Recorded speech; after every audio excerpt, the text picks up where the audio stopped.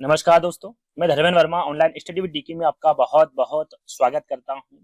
जैसा कि आप सभी को पता है कि सीटेट का जो एग्जाम है उसमें ज्यादा समय नहीं बचा है। आपका 21 जनवरी को एग्जाम होने वाला है, वो डेफिनेटली होगा, है ना। तो उसी को देखते हुए कुछ समय से हम यहाँ पर आपके हर सब्जेक्ट की प्रैक्टिस करवा रहे हैं। तो जो वीडियो हमने पुराने अपलोड किए हैं उनको देख लीजिएगा। कल अधिगम का भी वीडियो अपलोड किया था जिसमें आपको टोटल 72 प्रश्न मिले थे, है ना। उसमें आपने काफी अच्छा रिस्पॉन्स दिया। तो आज यहाँ पर मैं लेकर आया हूँ सीटेट के लिए आकलन और मूल्यांकन से संबंधित प्रश्न। इससे आपके आकलन और मूल्यांकन, है ना, इससे संबंधित प्रश्न आपको मिलेंगे। टोटल तकरीबन 17 प्रश्न आपको यहाँ पर देखने को मिलेंगे जो कि काफी इंपोर्टेंट रहेंगे। यहाँ पर आप आपका आकलन कर सकते हैं कि भाई इन 17 प्रश्नों में आपको कितने नंबर आ रहे हैं। कुछ प्रश्न यहाँ पर जो आपके सीटेट एग्जाम में पूछे गए उन प्रश्नों को रखा गया है, कुछ मेरी तरफ से रखा गया है। तो स्किप नहीं करना है, वीडियो को पूरा देखना है और अंत में हमें जरूर बताना है कि आज का जो वीडियो है वो आपको कैसा लगा। यदि इसी प्रकार के और भी वीडियोस आपको चाहिए तो आप हमें कमेंट्स के माध्यम से बता सकते हैं। जल्द ही हम आपके लिए उन वीडियो को बना देंगे, है ना। तो शुरुआत करते हैं। आज का पहला प्रश्न है आपका, सतत व समग्र मूल्यांकन से के क्या मायने। देखिए मैं प्रश्न पढ़ूंगा, 4 विकल्प पढ़ूंगा, उसी के बीच में आपको आंसर देना है। नहीं दे पा रहे हैं तो वीडियो को पॉज करके आराम से इत्मीनान से या तो कमेंट्स के माध्यम से या फिर अपनी कॉपी में आंसर लिख सकते हैं। तो यहाँ पर सीधे सीधे सतत व समग्र मूल्यांकन के मायने पूछे गए कि भाई उसके मायने क्या होते हैं या फिर इसे क्या कहते हैं, ना। तो विद्यार्थियों की एक दूसरे से तुलना करना होता है क्या सतत व समग्र मूल्यांकन। बच्चे के व्यापक विकास से जुड़ी सभी स्कूली गतिविधियों के आकलन के सभी पहलुओं को शामिल करना होता है क्या। केवल शैक्षिक गतिविधियों के आधार पर बच्चों के प्रदर्शन का मूल्यांकन करना होता है क्या। साल के अंत में बच्चों का मूल्यांकन करना, उनकी अगली कक्षा में पदोन्नति का निर्णय लेने के लिए मूल्यांकन करना होता है क्या। तो यहाँ पर देखिए जो सतत व समग्र मूल्यांकन के मायने पूछा गया है तो वो होते हैं बच्चे के व्यापक विकास से जुड़ी सभी स्कूली गतिविधियों के आकलन के सभी पहलुओं को शामिल करना, ये सतत व समग्र मूल्यांकन के मायने होते हैं। यहाँ पर केवल मैंने आपको बताया था कि जहां पर केवल आ जाए नेगेटिव में चला जाएगा, पॉजिटिव में प्रश्न पूछा गया है तो ये तो हो नहीं सकता। विद्यार्थी की एक दूसरे की तुलना इसमें नहीं होती है और ना ही साल के अंत में बच्चों का मूल्यांकन करना इसके अंतर्गत आता है। तो तीसरा वाला जो विकल्प होगा वो आपका करेक्ट होगा। यदि आपने बी पे टिक किया है तो बिल्कुल करेक्ट आंसर टिक किया है, 1 नंबर जोड़ लीजिएगा। दूसरा प्रश्न, अगला प्रश्न है आपका, प्रभावी शिक्षक कक्षा में शिक्षण अधिगम की प्रक्रिया में अक्सर जांचने वाले प्रश्नों का प्रयोग करता है। किसका प्रयोग कर रहा है यहाँ पर, अक्सर जांच करने वाले प्रश्नों का प्रयोग कर रहा है। तो यहाँ पर आपको बताना है कि इससे शिक्षक को किस प्रकार का मूल्यांकन करने में मदद मिलेगी। क्या उसका योगात्मक मूल्यांकन करने में मदद मिलेगी, रचनात्मक मूल्यांकन, मानकीकृत मूल्यांकन या फिर मानक संदर्भित मूल्यांकन। जल्दी से दूसरा नंबर लिख के आंसर दीजिए, इसका क्या होगा। इसका सही आंसर होगा आपका रचनात्मक मूल्यांकन। याद रखिएगा काफी इंपोर्टेंट प्रश्न है। इससे शिक्षक को रचनात्मक मूल्यांकन करने में मदद मिलेगी। बी वाला विकल्प आपका करेक्ट होगा। चलिए तीसरा प्रश्न, निम्न में से किस प्रकार का मूल्यांकन विद्यार्थी के लिए अधिगम का रूप बन जाता है। वो कौन सा मूल्यांकन है जो विद्यार्थी के लिए अधिगम का रूप बन जाता है, यानी कि सीखने का रूप बन जाता है। सत्र के अंत में अध्यापक द्वारा किया गया मूल्यांकन, सत्र से पहले विशिष्ट शिक्षक द्वारा किया गया मूल्यांकन, विद्यार्थी द्वारा किया गया स्व मूल्यांकन या फिर मानकीकृत परीक्षण द्वारा किया गया मूल्यांकन। यहाँ पर आपको करेक्ट आंसर बताना है और वो भी फटाफट कमेंट्स के माध्यम से। तो यहाँ पर देखिए विद्यार्थी के लिए अधिगम का जो रूप बनता है वो ना तो सत्र के अंत वाला बनता है ना सत्र के पहले वाला बनता है, वो स्वयं मूल्यांकन वाला बनता है। यानी कि विद्यार्थी द्वारा जो किया गया स्वयं मूल्यांकन होता है उससे विद्यार्थी के लिए अधिगम का रूप बन जाता है। सी वाला विकल्प आपका क्या होगा, बिल्कुल करेक्ट होगा, है ना। यदि तीसरा वाला आपने करेक्ट किया है तो बिल्कुल 1 नंबर और जोड़ लीजिएगा। अगला प्रश्न, रचनात्मक आकलन सत्र के अंत में किया जाता है क्या, केवल मानकीकृत परीक्षणों के माध्यम द्वारा किया जाता है, समूची शिक्षण अधिगम प्रक्रिया के दौरान किया जाता है या फिर केवल एक विशिष्ट शिक्षक द्वारा किया जाता है। कब किया जाता है रचनात्मक आकलन, इसके बारे में सीधा सीधा आपसे पूछा गया है।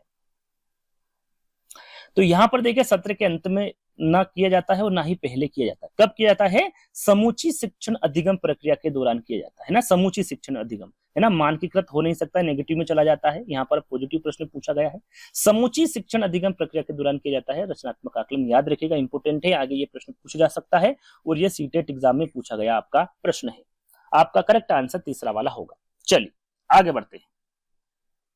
यदि वीडियो अच्छा लग रहा है तो वीडियो को लाइक करना है, शेयर करना है और यदि आप नए हैं तो चैनल को सब्सक्राइब कर लेना है। ये आपको फटाक से काम कर लेना है। इससे क्या होता है, हमें मोटिवेशन मिलता है और ये भी पता चलता है कि आपको किस प्रकार के वीडियो पसंद आ रहे हैं। हाँ, और उसी पर हम आगे काम करते हैं, है ना। चलिए पांचवा प्रश्न, मूल्यांकन को अधिगम के लिए मूल्यांकन रूप में इस्तेमाल करने के लिए क्या करना चाहिए। मूल्यांकन को अधिगम के लिए पूछा गया है कि मूल्यांकन रूप में इस्तेमाल करने के लिए उसे क्या करना चाहिए। मूल्यांकन एक निरंतर प्रक्रिया के रूप में करें, मुख्यतः आधा पाठ्यक्रम पूरा होने के बाद मूल्यांकन करें, सत्र के अंत में करें, या फिर सत्र के शुरू में ही मूल्यांकन करें, क्या करना चाहिए। करेक्ट आंसर फटाफट आपको बताना है। तो मैंने आपको बताया देखिए, ना तो सत्र के अंत में होता है और ना ही शुरुआत में होता है। ये यदि दोनों आए तो आप बिल्कुल कट कर दीजिएगा। याद रखिएगा, ना सत्र के अंत में होता है, ना ही सत्र के शुरू में होता है, और ना ही आधे पाठ्यक्रम के बीच में होता है। ये होता है मूल्यांकन एक निरंतर प्रक्रिया है, चलता ही रहता है, शुरू से अंत तक चलता ही रहता है ना। तो याद रखिएगा, पहला वाला विकल्प आपका करेक्ट होगा, मूल्यांकन एक निरंतर प्रक्रिया के रूप में करें, है ना। ये शुरू में या फिर बीच में या फिर अंत में होने वाली प्रक्रिया नहीं है, ये निरंतर होने वाली प्रक्रिया है। पहला वाला विकल्प आपका करेक्ट होगा। चलिए अगला प्रश्न, अधिगम हेतु मूल्यांकन के संदर्भ में निम्न में से कौन सा कथन सही नहीं है। देखिए नेगेटिव प्रश्न पूछा गया है। मूल्यांकन व्यापक होना चाहिए क्या, मूल्यांकन सतत होना चाहिए, मूल्यांकन मानकीकृत परीक्षणों द्वारा करना चाहिए, या फिर विद्यार्थियों द्वारा स्व मूल्यांकन अधिगम हेतु मूल्यांकन का हिस्सा होना चाहिए। अधिगम हेतु मूल्यांकन के संदर्भ में कौन सा कथन सही नहीं है, यानी कि नेगेटिव प्रश्न यहाँ पर पूछा गया है। हमेशा प्रश्नों पर आपको गौर करना है, ध्यान से पढ़ना है, क्योंकि हर एक अंक आपके लिए इंपोर्टेंट होता है, जरूरी होता है। तो छठे का सही आंसर क्या होगा। देखिए नेगेटिव पूछा गया है, तो ये आपका सही आंसर क्या होगा, मूल्यांकन मानकीकृत परीक्षणों द्वारा करना होता है। ये नेगेटिव में चला जाता है। मानकीकृत परीक्षण याद रखेगा, ये सतत होना चाहिए, ये व्यापक होना चाहिए, और विद्यार्थी द्वारा स्व मूल्यांकन अधिगम हेतु मूल्यांकन का हिस्सा भी होना चाहिए। यदि ये पूछा जाता है कि अधिगम हेतु मूल्यांकन के संदर्भ में कौन सा कथन सही है, तो आप इन तीनों पर टिक कर सकते थे, यानी में पूछते तो, लेकिन यहाँ पर नेगेटिव पूछा गया है, तो तीसरा वाला आपका करेक्ट होगा। आगे बढ़ते हैं,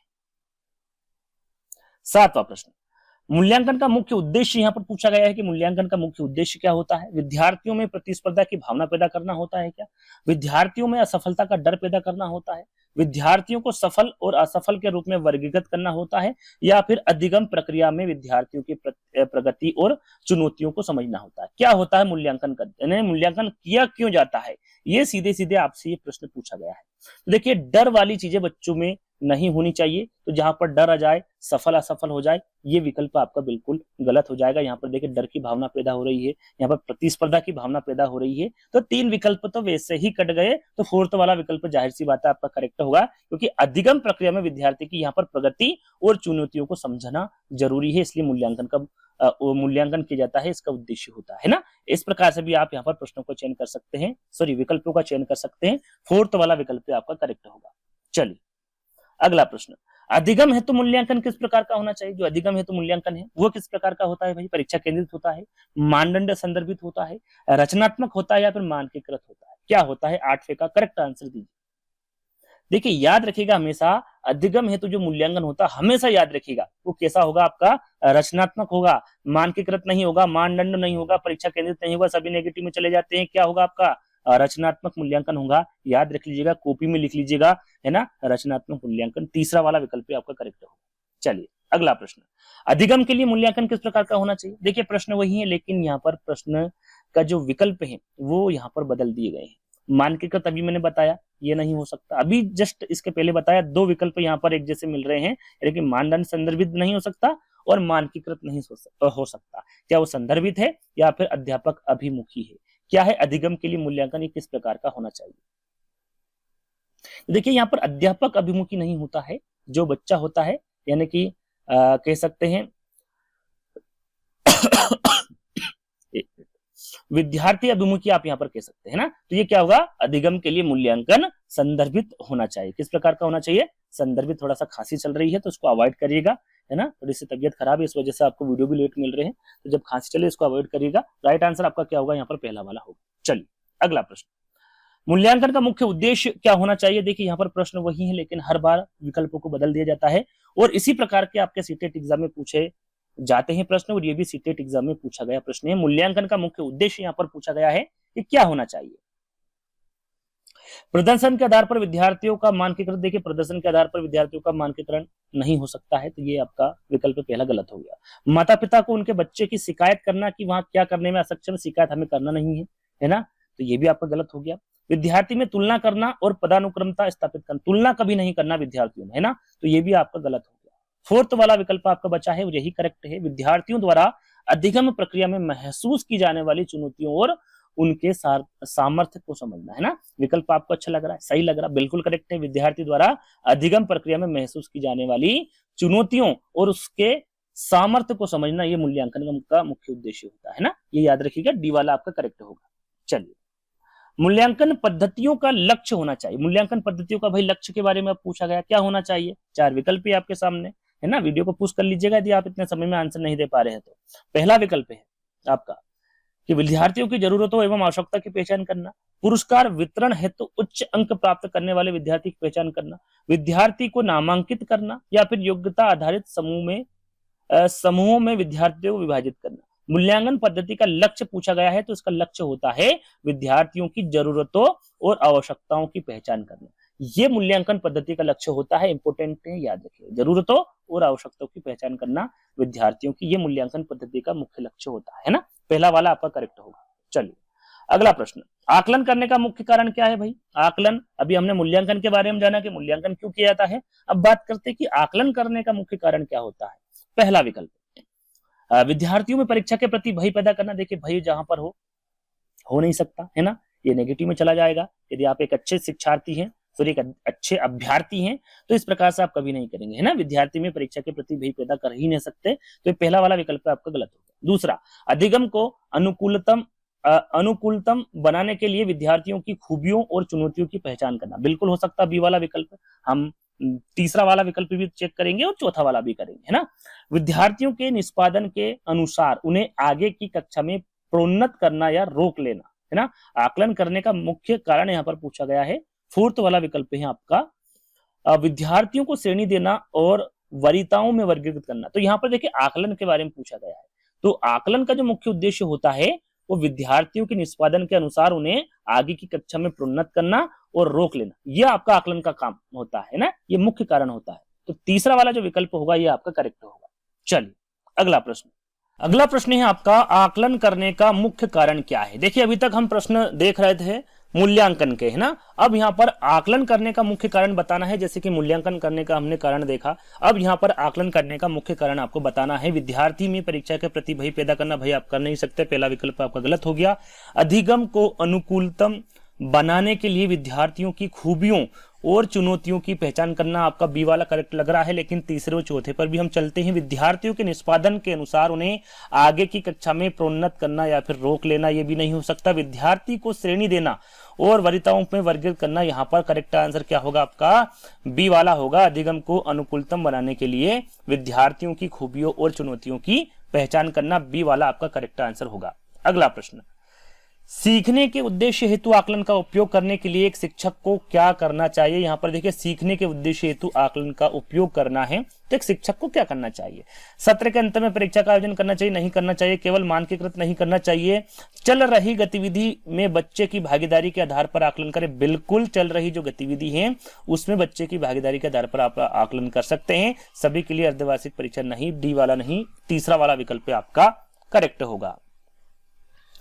अगला प्रश्न है और ये सीटेट एग्जाम में पूछा गया प्रश्न है, एनईपी 2020, काफी इंपोर्टेंट प्रश्न है कि राष्ट्रीय शिक्षा नीति 2020 के अनुसार प्रारंभिक स्तर पर आकलन का क्या स्वरूप होना चाहिए। 4 विकल्प है, कूट में आपको आंसर देना है। इसका करेक्ट आंसर क्या होगा?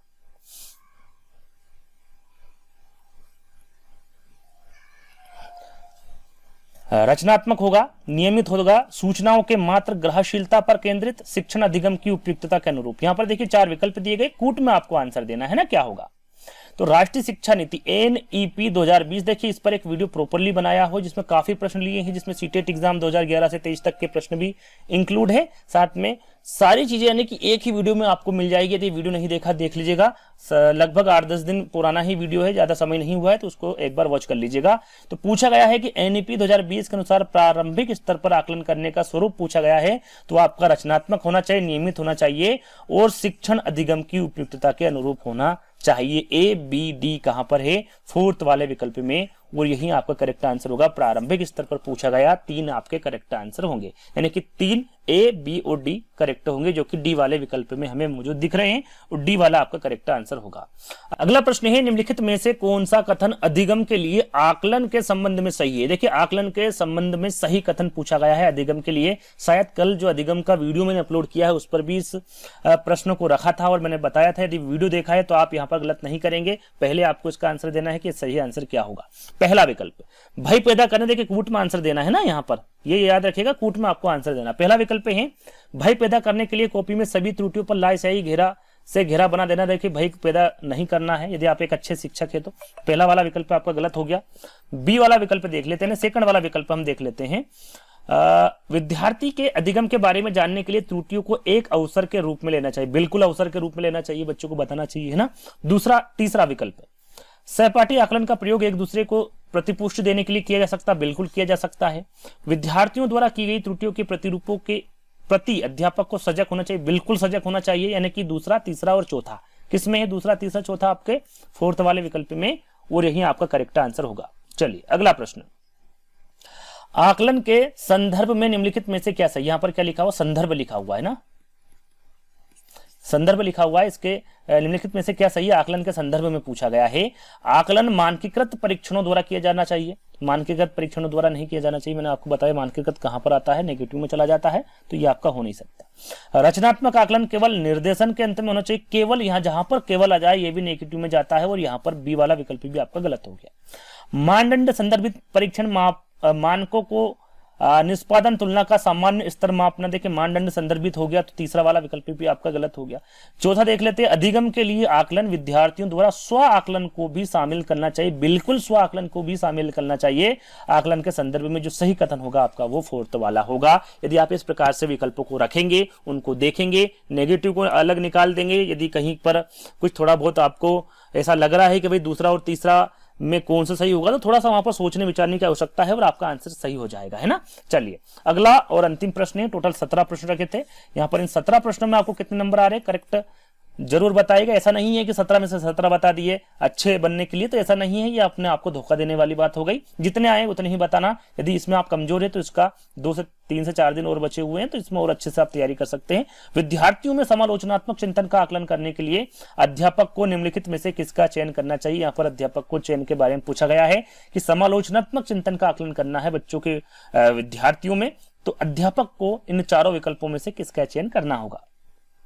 पहला, खुले अंत वाले वे प्रश्न जिनमें अपसारी चिंतन शामिल हो, वे प्रश्न जिनका उत्तर हाँ या ना में हो, एक शब्द के जवाब वाले प्रश्न, या फिर वे प्रश्न जिनमें केवल घोषणात्मक ज्ञान का प्रत्यास्मरण शामिल हो। तो यहां पर जिस अध्यापक को जिसका चयन करना होगा वो होगा खुले अंत वाले वे प्रश्न जिनमें अपसारी चिंतन शामिल हो। पहला वाला विकल्प आपका करेक्ट होगा। तो यहाँ पर 17 जो प्रश्न है आपके आकलन और मूल्यांकन के प्रश्न यहीं पर खत्म होते हैं। यदि वीडियो अच्छा लगे तो वीडियो को लाइक करना है, शेयर करना है, चैनल को सब्सक्राइब कर लेना है। यदि और भी वीडियो चाहिए तो आपको इस वीडियो को ज्यादा से ज्यादा शेयर करना है। वीडियो को आप लाइक करेंगे, कॉमेंट करके बताएंगे कि सर वीडियो अच्छा लगा। देखिए, लाइक, कमेंट और वीडियो का जो रेशियो होता है उसको देखकर ही हमें पता चलता है कि हाँ ये वीडियो अच्छा लगा, इसी प्रकार के और भी वीडियो बनाने चाहिए। तो उसी हिसाब से हम वीडियो का चयन करते हैं और इसी हिसाब से वीडियो बनाते हैं ना। तो क्या करना है आपको, वीडियो को लाइक करना है, शेयर करना है, चैनल को सब्सक्राइब कर लेना है फटाक से। तो जल्द ही दोस्तों एक ऐसे ही और इंटरेस्टिंग वीडियो में जल्द ही मिलते हैं। जब तक के लिए धन्यवाद।